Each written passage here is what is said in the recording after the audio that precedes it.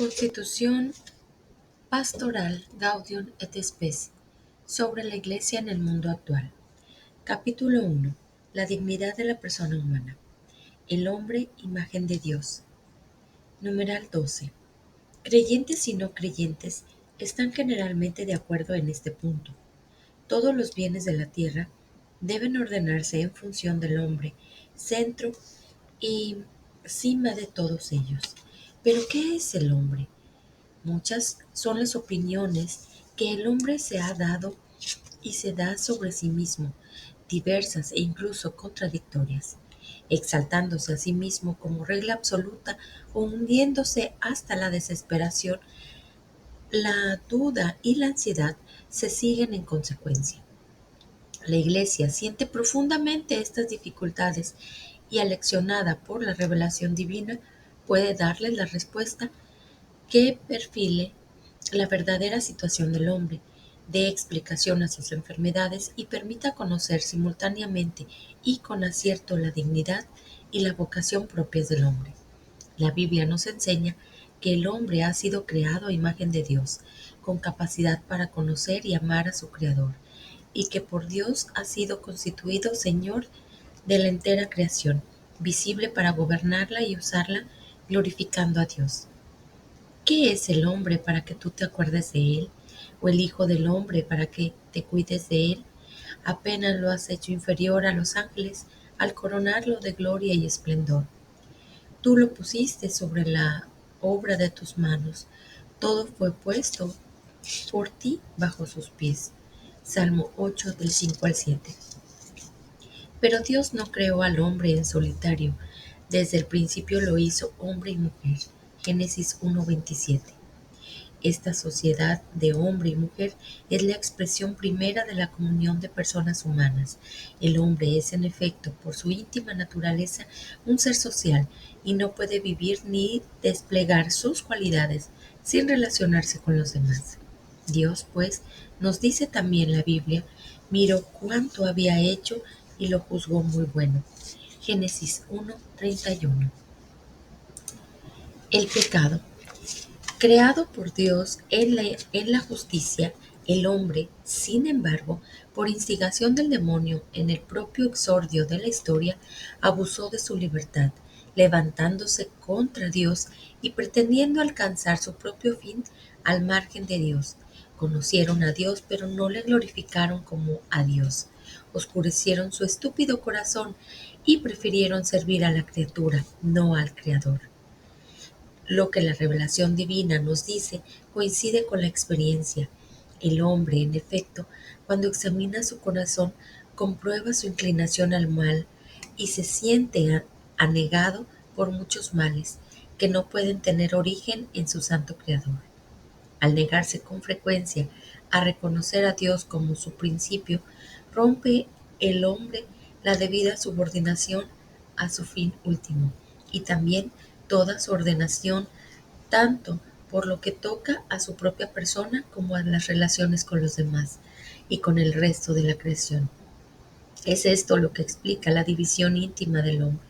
Toda la vida humana, la individual y la colectiva, se presenta como lucha, y por cierto dramática, entre el bien y el mal, entre la luz y las tinieblas. Más todavía el hombre se nota incapaz de domeñar con eficacia por sí solos los ataques del mal, hasta el punto de sentirse como arrojado entre cadenas. Pero el Señor vino en persona para liberar y vigorizar al hombre, renovándole interiormente y expulsando al príncipe de este mundo, que le retenía en la esclavitud del pecado. El pecado rebaja al hombre, impidiéndole lograr su propia plenitud. A la luz de esta revelación, la sublime vocación y la miseria profunda que el hombre experimenta hallan simultáneamente su última explicación. Constitución del hombre. En la unidad de cuerpo y alma, el hombre, por su misma condición corporal, es una síntesis del universo material, el cual alcanza por medio del hombre su más alta cima y alza la voz para la libre alabanza del Creador. No debe, por tanto, despreciar la vida corporal, sino que, por el contrario, Debe tener por bueno y honrar a su propio cuerpo como criatura de Dios que ha de resucitar en el último día. Herido por el pecado, experimenta, sin embargo, la rebelión del cuerpo. La propia dignidad humana pide, pues, que glorifique a Dios en su cuerpo y no permita que lo esclavicen las inclinaciones depravadas de su corazón. No se equivoca el hombre al afirmar su superioridad sobre el universo material y al considerarse no ya como partícula de la naturaleza o como elemento anónimo de la ciudad humana. Por su interioridad, es en efecto superior al universo entero. A esta profunda interioridad retorna cuando entra dentro de su corazón, donde Dios le aguarda, escrutador de los corazones, y donde él personalmente, bajo la mirada de Dios, decide su propio destino. Al afirmar, por tanto, en sí mismo la espiritualidad y la inmortalidad de su alma, no es el hombre juguete de un espejismo ilusorio provocado solamente por las condiciones físicas y sociales exteriores, sino que toca, por el contrario, la verdad más profunda de la realidad. Dignidad de la inteligencia, verdad y sabiduría. Tiene razón el hombre, participante de la luz de la inteligencia divina, cuando afirma que por virtud de su inteligencia es superior al universo material. Con el ejercicio infatigable de su ingenio a lo largo de los siglos, la humanidad ha realizado grandes avances en las ciencias positivas, en el campo de la técnica y en la esfera de las artes liberales.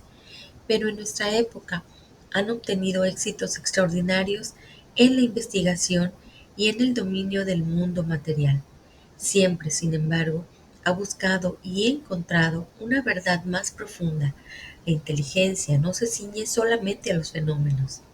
Tiene capacidad para alcanzar la realidad inteligible con verdadera certeza, aunque a consecuencia del pecado esté parcialmente oscurecida y debilitada. Finalmente, la naturaleza intelectual de la persona humana se perfecciona y debe perfeccionarse por medio de la sabiduría, la cual atrae con suavidad la mente del hombre a la búsqueda y al amor de la verdad y del bien. Imbuido por ella, el hombre se alza por medio de lo invisible hacia lo invisible. Nuestra época, más que ninguna otra, tiene necesidad de esta sabiduría para humanizar todos los nuevos descubrimientos de la humanidad.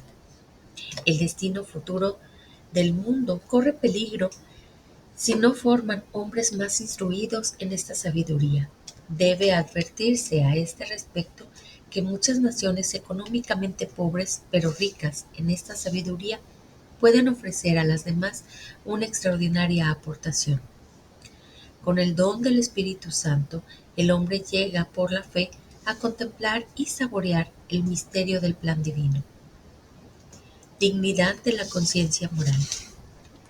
En lo más profundo de su conciencia descubre el hombre la existencia de una ley que él no se dicta a sí mismo, pero a la cual debe obedecer y cuya voz resuena, cuando es necesario, en los oídos de su corazón, advirtiéndole que debe amar y practicar el bien y que debe evitar el mal. Haz esto, evita aquello, porque el hombre tiene una ley escrita por Dios en su corazón, en cuya obediencia consiste la dignidad humana y por la cual será juzgado personalmente. La conciencia es el núcleo más secreto y el sagrario del hombre, en el que éste se siente a solas con Dios, cuya voz resuena en el recinto más íntimo de aquella. Es la conciencia la que de modo admirable da a conocer esa ley cuyo cumplimiento consiste en el amor de Dios y del prójimo. La fidelidad a esta conciencia une a los cristianos con los demás hombres para buscar la verdad y resolver con acierto los numerosos problemas morales que se presentan al individuo y a la sociedad. Cuanto mayor es el predominio de la recta conciencia, tanto mayor seguridad tienen las personas y las sociedades para apartarse del ciego capricho y para someterse a las normas objetivas de la moralidad. No rara vez, sin embargo, ocurre que hierra la conciencia por ignorancia invencible, sin que ello suponga la pérdida de su dignidad, cosa que no pueda afirmarse cuando el hombre se despreocupa de buscar la verdad, y el bien y la conciencia se va progresivamente entrevereciendo por el hábito del pecado. Grandeza de la libertad.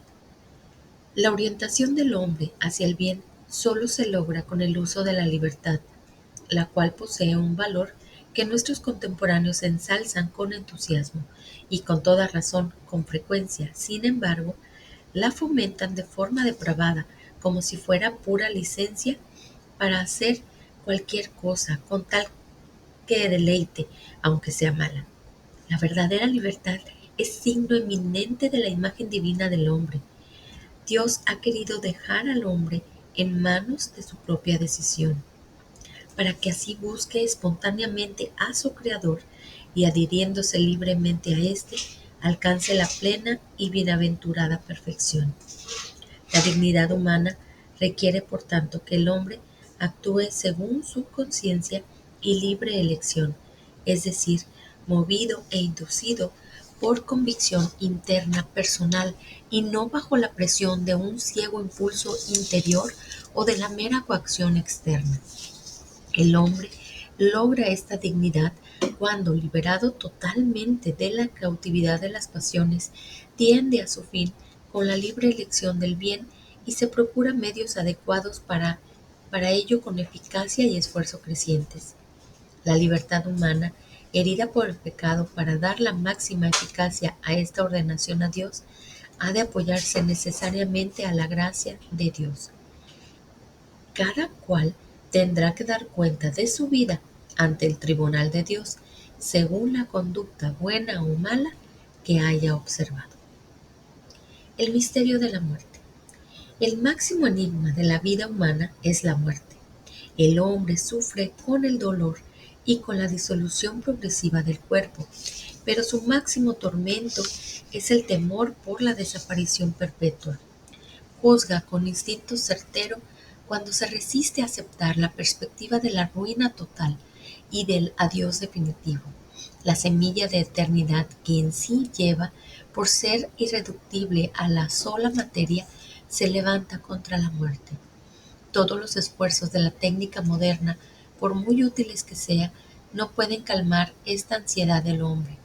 La prórroga de la longevidad que hoy proporciona la biología no puede satisfacer ese deseo del más allá que surge ineluctablemente del corazón humano. Mientras toda imaginación fracasa ante la muerte, la Iglesia, leccionada por la revelación divina, afirma que el hombre ha sido creado por Dios para un destino feliz, situado más allá de las fronteras de la miseria terrestre. La fe cristiana enseña que la muerte corporal que entró en la historia a consecuencia del pecado será vencida cuando el omnipotente y misericordioso Salvador restituya al hombre en la salvación perdida por el pecado. Dios ha llamado y llama al hombre a adherirse a él, con la total plenitud de su ser en la perpetua comunión de la incorruptible vida divina. Ha sido Cristo resucitado el que ha ganado esta victoria para el hombre, liberándolo de la muerte con su propia muerte. Para todo hombre que reflexione, la fe, apoyada en sólidos argumentos, responde satisfactoriamente al interrogante angustioso sobre el destino futuro del hombre. Al mismo tiempo, ofrece la posibilidad de una comunión con nuestros mismos queridos hermanos arrebatados por la muerte, dándonos la esperanza de que poseen ya en Dios la vida verdadera. Formas y raíces del ateísmo. La razón más alta de la dignidad humana consiste en la vocación del hombre a la unión con Dios. Desde su mismo nacimiento, el hombre es invitado al diálogo con Dios. Existe pura y simplemente por el amor de Dios que lo creó y por el amor de Dios que lo conserva. Y solo se puede decir que vive en la plenitud de la verdad cuando reconoce libremente ese amor y se confía por entero a su Creador. Muchos son, sin embargo, los que hoy en día se desatienden del todo de esta íntima y vital unión con Dios o la niegan en forma explícita. Es este ateísmo uno de los fenómenos más graves de nuestro tiempo y debe ser examinado con toda atención. La palabra ateísmo designa realidades muy diversas. Unos niegan a Dios expresamente, otros afirman que nada puede decirse acerca de Dios. Los hay que someten la cuestión teológica a un análisis metodológico tal que repunta como inútil el propio planteamiento de la cuestión. Muchos, rebasando indebidamente los límites sobre esta base puramente científica o por el contrario, rechazan sin excepción toda verdad absoluta. Hay quienes exaltan tanto al hombre que dejan sin contenido la fe en Dios, ya que les interesa más a lo que les parece la afirmación del hombre que la negación de Dios.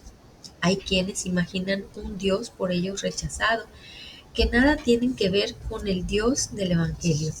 Otros ni siquiera se plantean la cuestión de la existencia de Dios, porque al parecer no sienten inquietud religiosa alguna y no perciben el motivo de preocuparse por el hecho religioso.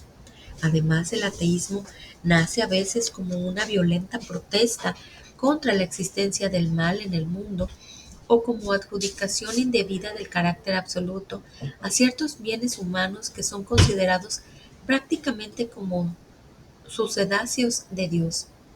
La misma civilización actual, no en sí misma, pero sí por su sobrecarga de apego a la tierra, puede dificultar en grado notable el acceso del hombre a Dios. Quienes voluntariamente pretenden apartar de su corazón a Dios y soslayar las cuestiones religiosas, desoyen el dictamen de su conciencia y por tanto no carecen de culpa. Sin embargo, también los creyentes tienen en esto su parte de responsabilidad porque el ateísmo considerado en su totalidad integridad no es un fenómeno originario, sino un fenómeno derivado de varias causas, entre las que se debe contar también la reacción crítica contra las religiones y ciertamente en algunas zonas del mundo, sobre todo contra la religión cristiana. Por lo cual, en esta génesis del ateísmo puede tener parte no pequeña en los propios creyentes, en cuanto que con el descuido de la educación religiosa o con la exposición inadecuada de la doctrina o incluso con los defectos de su vida religiosa, moral y social, han velado más bien que revelado el genuino rostro de Dios y de la religión. El ateísmo sistemático. Con frecuencia el ateísmo moderno reviste también de la forma sistemática, la cual, dejando ahora otras causas, lleva el afán de autonomía humana hasta negar toda independencia del hombre respecto a Dios. Los que profesan este ateísmo afirman que la esencia de la libertad consiste en que el hombre es el fin de sí mismo, el único artífice y creador de su propia historia, lo cual no puede conciliarse, según ellos, con el reconocimiento del Señor, autor y fin de todo, o por lo menos tal afirmación de Dios es completamente superflua. El sentido de poder que el progreso técnico actual da al hombre puede favorecer esta doctrina. Entre las formas del ateísmo moderno deben mencionarse la que pone la liberación del hombre principalmente en su liberación económica y social.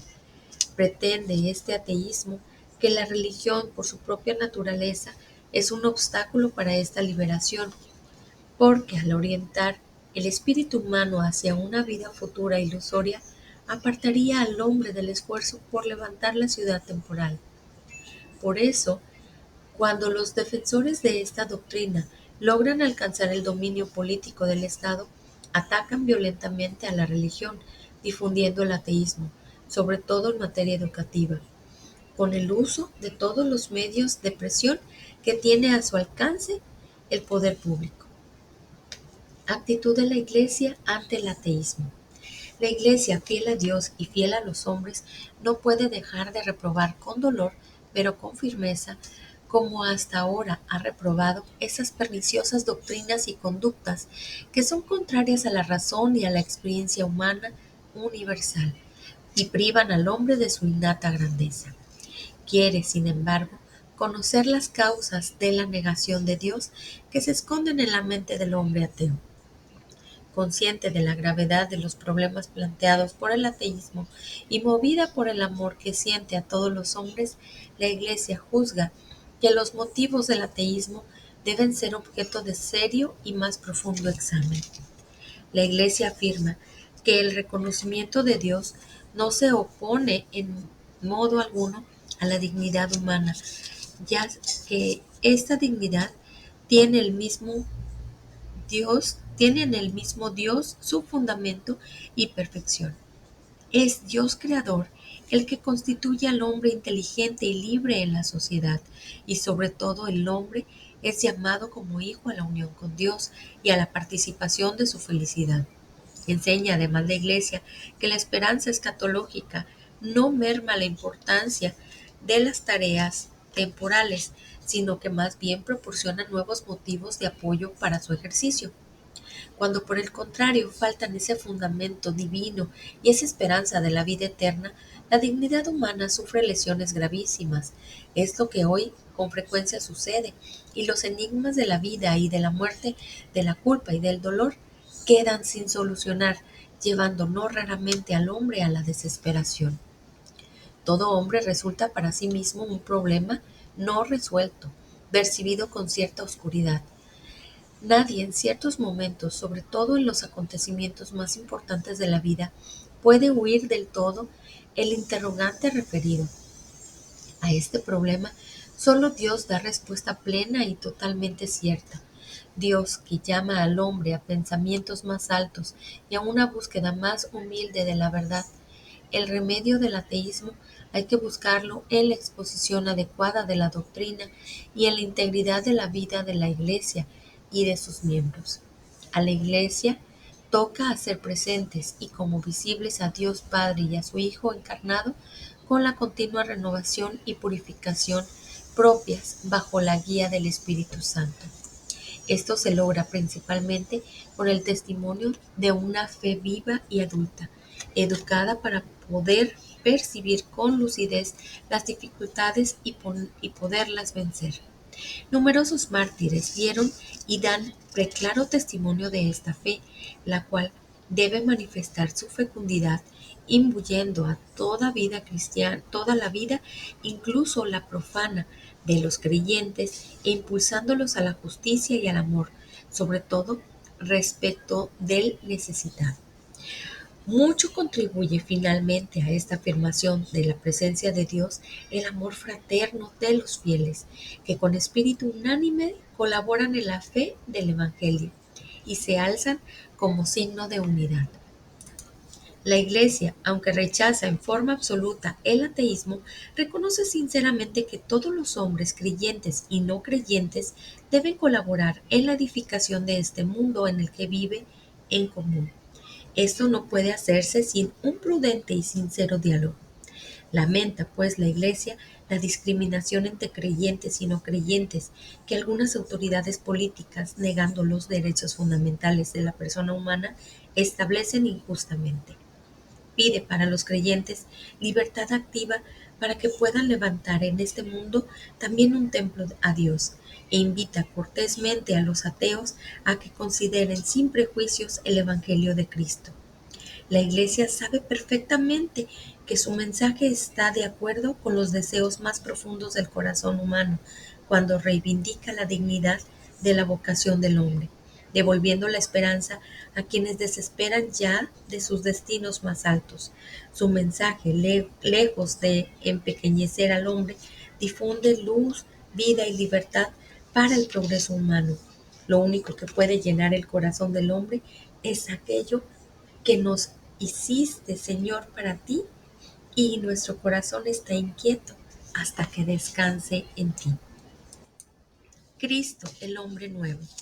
En realidad el misterio del hombre solo se esclarece en el misterio del Verbo encarnado, porque Adán, el primer hombre, era figura del que había de venir, es decir, Cristo nuestro Señor.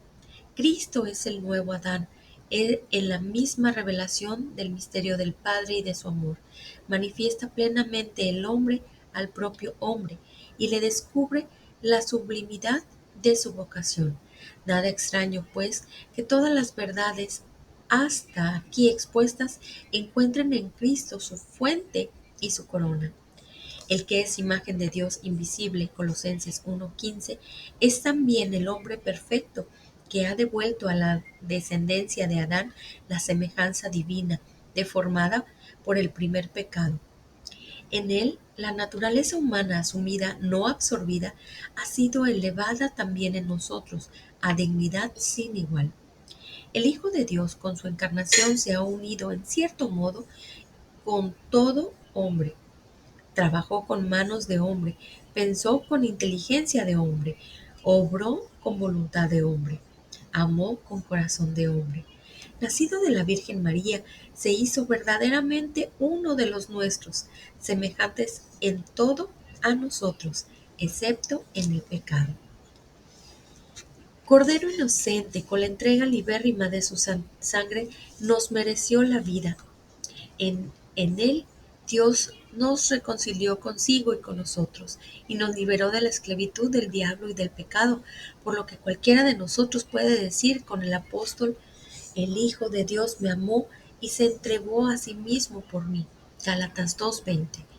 Padeciendo por nosotros, nos dio ejemplo para seguir sus pasos, y además abrió el camino cuyo seguimiento la vida y la muerte se santifican y adquieren nuevo sentido.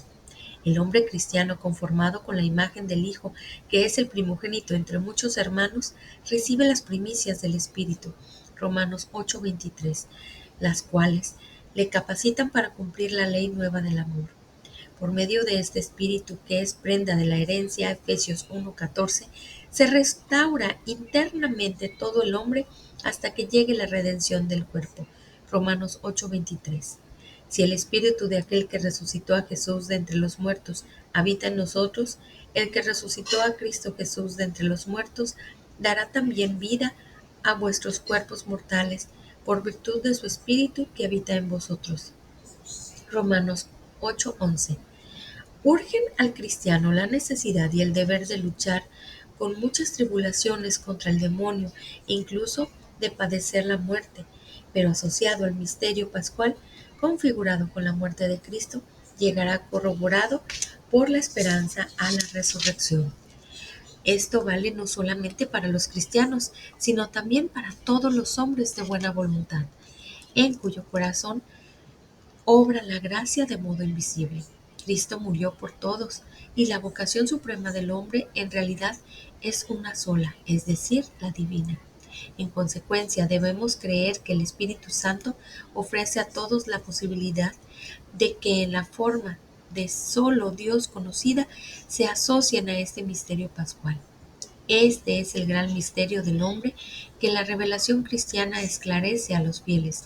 Por Cristo y en Cristo se ilumina el enigma del dolor y de la muerte, que fuera del Evangelio nos envuelve en absoluta oscuridad.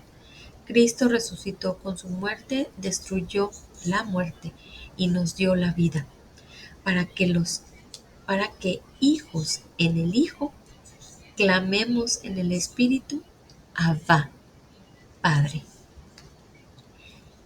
De la mano de María al encuentro con Jesús.